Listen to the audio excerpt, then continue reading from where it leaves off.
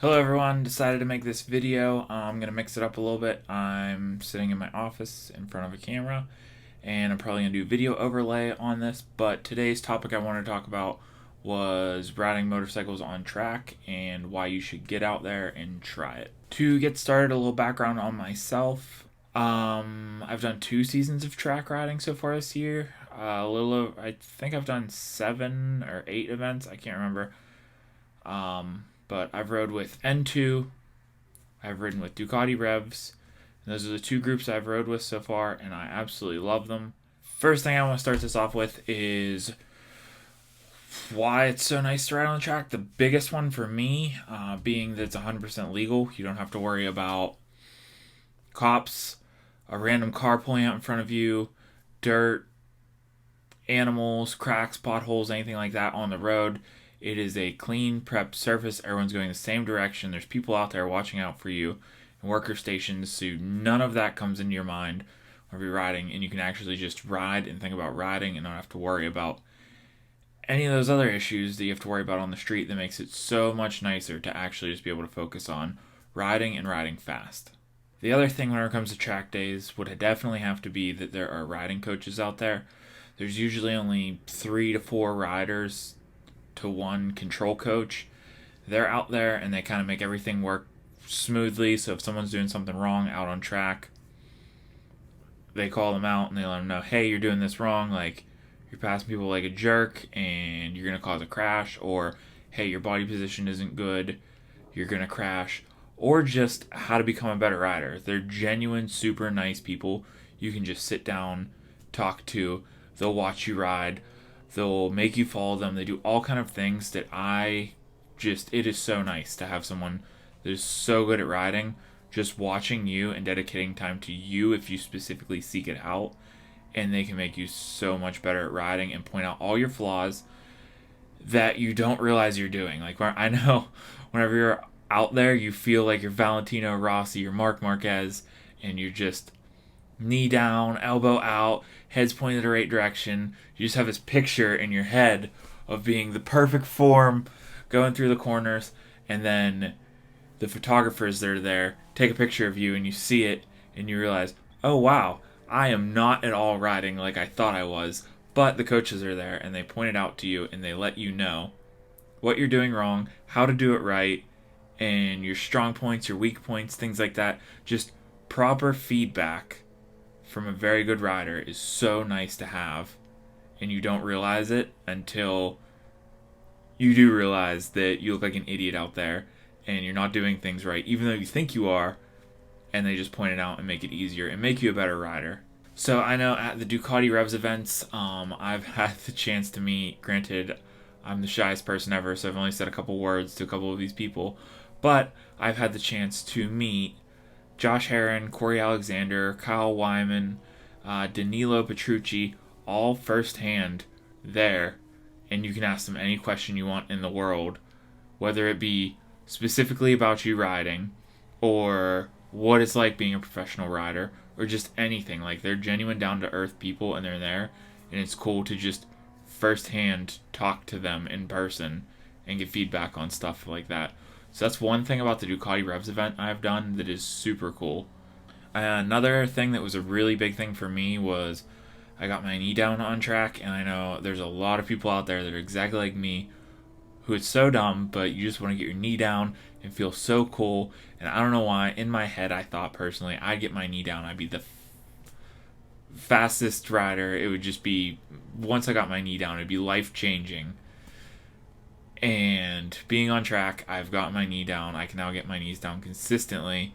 And I've realized that, one, it's not that big of a deal to do as far as, okay, your knee touched down, but it's no specific milestone in the sense of it makes you faster or anything like that. There are people who don't touch their knee down and they're significantly faster than me. And there's people that do touch their knee down and they're not as fast as me.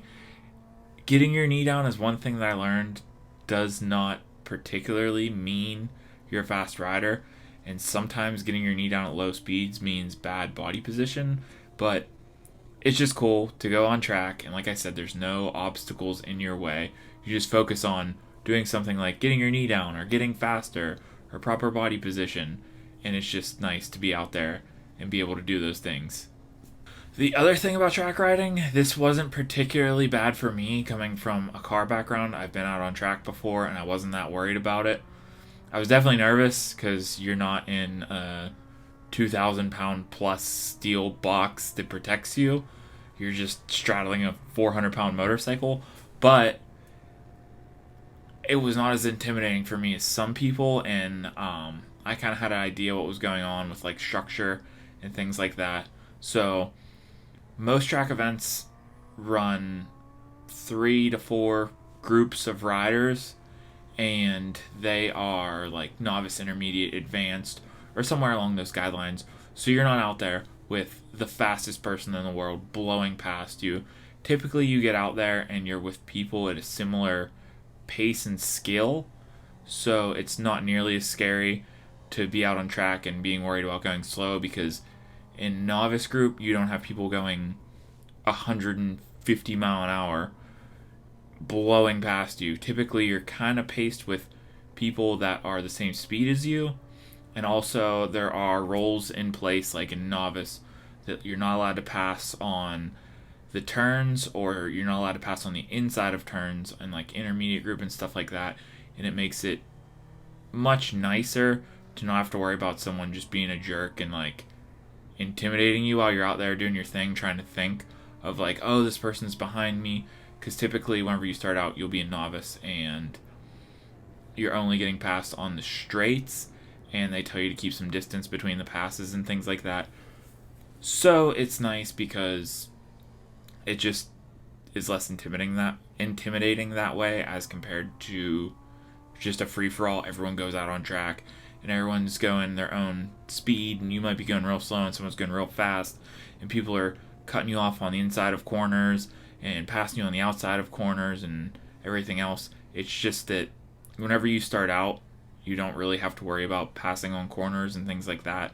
You can just be out there, and it is the responsibility of the person making the pass to make a safe pass. So if you're out there intimidated, just know that if someone's coming up on your butt, it's not your responsibility, it is their responsibility to get around you safely, and that you being passed don't have to particularly get out of their way or anything like that, which makes it much less intimidating. So let's talk about a couple of reasons why people would say, oh, I can't go to the track, and some common misconceptions. One thing being that a lot of events rent track gear, so if you don't want to spend $1,000 on a one-piece suit and everything else, you can typically rent the suits and sometimes the boots and gloves depending on the organization you have or that you're riding with. So it's not as expensive to get into.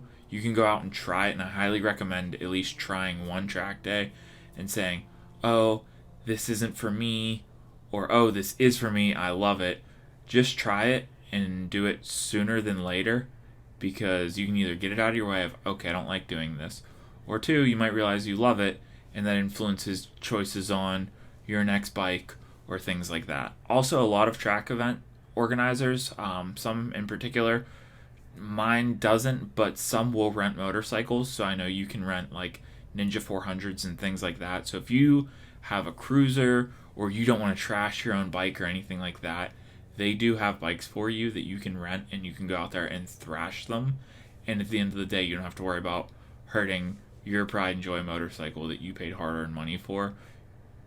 You can ride someone else's and not worry about totaling your own bike or damaging your own bike. A cool thing about track days, like I said before, there are photographers there who are really good at taking photos. I know I have purchased more photos than I like to admit.